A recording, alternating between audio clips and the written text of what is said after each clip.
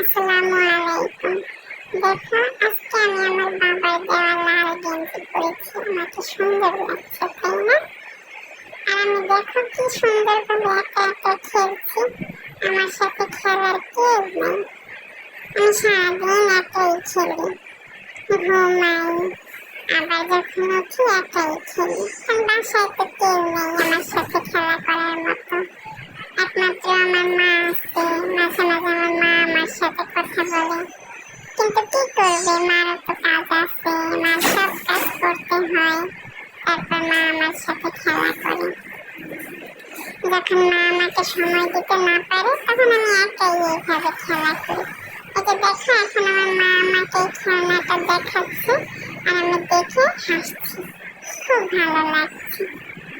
জানো, সারাদিন একা একা থাকতে থাকতে আমার ভালোই লাগে না, কিন্তু কি করবো বলো, আমার সাথে তো আর খেলা করার কেউ নাই।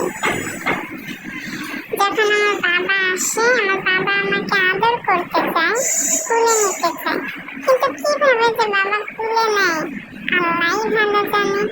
আমার একদম ভালো লাগে না বাবার কোলে। বাবার কোলে থাকতে ইচ্ছা করে না। আমার বাবা আবার ছোট বাচ্চাদের কোলে নিতে পারে না। এখন কি করবো বলো, আল্লাহ তো আমাকে ছোট করে পাঠিয়েছেন, আস্তে আস্তে বড় হবো, তাই না? কিন্তু বাবা চায় আমি এখনই বড় হয়ে যাব। বাবা বলে যখন আমি বড় হব তখন আমাকে কোলে নেবে। এখন নাকি আমি অনেক ছোট, তাই আমাকে কোলে নিতে পারে না। তবুও চেষ্টা করে কোলে নেওয়ার জন্য, কোলে নেয়। কিন্তু বাবার কোলে কেন জানি আমার ভালো লাগে না। বাবার কোলে গেলেই আমার কান্না আসে। যখন আমি কান্না করি তখন আবার তাড়াতাড়ি করে আমার বাবা আমার মার কোলে দিয়ে দেয়। এখন আমার মার তো কাজ আছে, মার তো সব কাজ করতে হবে, তাই মা আমাকে এভাবে শুয়ে রাখে আর আমি একা একাই খেলা করি। আর জানো, আমার এখন কত দিন বয়স হয়ে গেছে, এখন পর্যন্ত আমার বাবা আমাকে একটা খেলনাও কিনে এনে দেয়নি। বলে খেলনা নাকি পায় না। তোমরাই বলো তো, মার্কেটে খেলনার অভাব, খেলনা নেই, কিন্তু আমার বাবা নাকি খেলনাই পায় না, তাই খেলনা আনতে পারে না।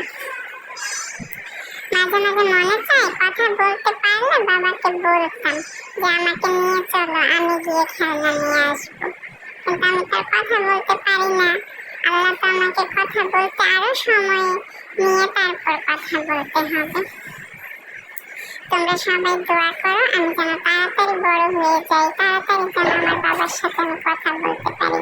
আর বড় হলেই তো আমার বাবা আমাকে তাড়াতাড়ি কোলে নেবে, তাই না?